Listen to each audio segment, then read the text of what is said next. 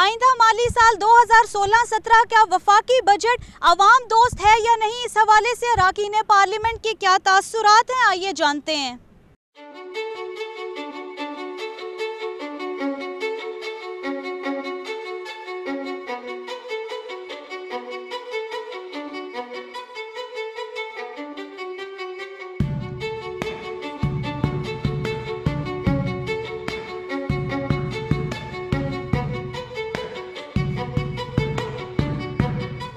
तीन बजे तो अवाम दोस्त नहीं थे, अब अगले की उम्मीद आप कर सकते हैं, शायद हमें तो कोई उम्मीद नहीं है। जी, ये अवाम दोस्त बजट है इंशाल्लाह। इसमें हम जो है ना काफ़ी कोई रियायतें दे रहे हैं, ख़ासकर एग्रीकल्चर सेक्टर, क्योंकि पिछले साल एग्रीकल्चर का रिज़ल्ट इतना अच्छा नहीं था तवक्कुआत के मुताबिक।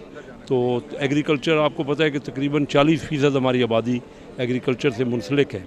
तो जब एग्रीकल्चरों को हम सहूलतें देंगे, उनके लिए पैकेज देंगे, उनकी बेहतरी के लिए इस बजट में अनाउंसमेंट करेंगे, तो आम आदमी काफ़ी उससे बेहतरी महसूस करेगा।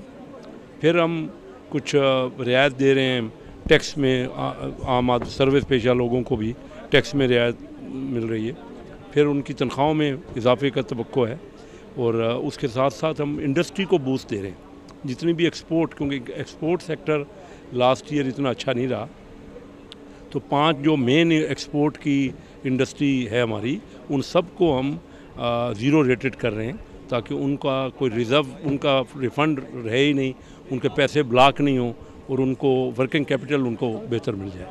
तो ये, और इसके अलावा कई और फैसिलिटीज़ हैं जो नॉन फाइलर्स हैं। हम ओवरऑल टैक्स जो रेवेन्यू है बढ़ा रहे हैं, उसकी वजह से हम सेहत पे और एजुकेशन पे ज़्यादा एलोकेट कर सकेंगे, तो बेहतरी होगी इंशाल्लाह। मेरे तो ख्याल में आवाम दोस्त है, और जो होती है ना अवामी हुकूमतें, डेमोक्रेटिक गवर्नमेंट्स, उनका मतमे नज़र होते ही है कि अवाम दोस्त बनाएं।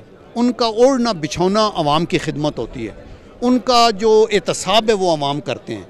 ये लोग जमहूरी हैं, ये जमहूर के लिए हैं, अवाम के लिए हैं। तो इसलिए मेरे ख्याल में कोई भी सियासी लीडर जिसने कॉन्स्टिट्यूंसी में जाके वोट मांगने हैं, जिसने पाकिस्तान को ऊंचा लेके जाना है, वो कभी भी कोई ऐसा स्टेप नहीं लेगा जिससे अवाम को तकलीफ़ हो।